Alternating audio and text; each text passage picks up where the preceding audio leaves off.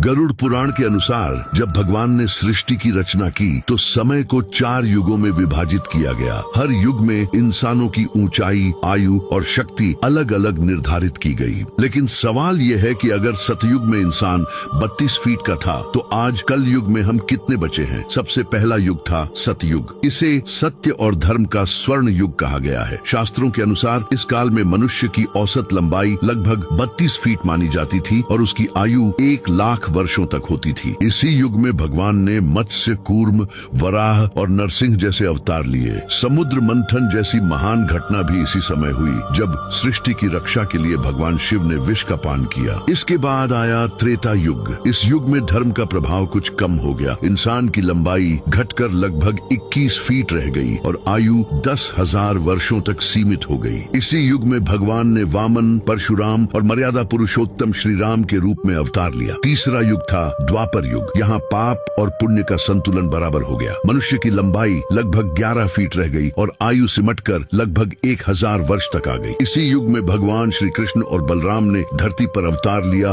और महाभारत का महान युद्ध हुआ। अब चल रहा है कलयुग। इसे अधर्म और पतन का युग माना जाता है। आज इंसान की औसत लंबाई केवल 5 से 6 फीट रह गई है और आयु भी घटकर 60 से 70 वर्ष तक सिमट गई है। गरुड़ पुराण में यह संकेत मिलता है कि कलयुग के अंत तक मनुष्य की आयु केवल 20 वर्ष रह जाएगी और उसका कद मात्र 1 फीट का हो जाएगा। तो क्या आपको लगता है कि कलयुग का अंत धीरे धीरे पास आ रहा है? अपनी राय कमेंट में बताइए और कमेंट में लिखें जय श्री कल की।